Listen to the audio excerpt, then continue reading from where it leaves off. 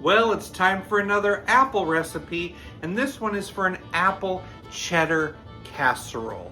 Have you ever had that pineapple casserole with the Ritz crackers? Well, this one is kind of similar to that. I just love a pineapple casserole, so I sure hope I love this apple cheddar one. I have a half cup of cider right here, and to that I need to add a tablespoon of cornstarch. Mix that together and then set it aside. Grab a skillet. Over medium heat, I need 6 cups of apples, a third cup of brown sugar, a tablespoon of lemon juice, a teaspoon of cinnamon, a touch of salt. Combine it all together, and we're going to cook it for about 7 minutes and allow the apples to soften.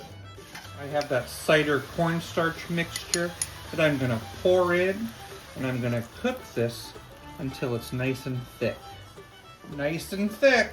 I had a sleeve of butter crackers like Ritz crackers, and I crushed them.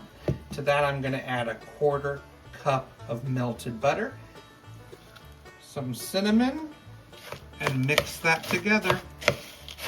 I prepared an 11x7 baking dish, and I'll pour these apples onto the bottom.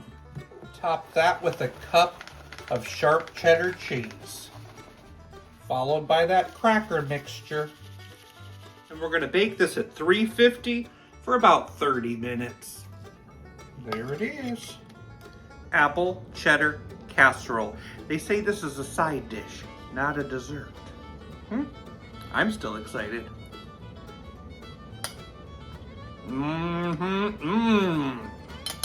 I love the cheese with that apple. I love those crackers. It's very similar to the pineapple casserole. So I'll give it a 7.5 out of 10. What do you say to someone who's scared to plant apples? Grow a pair.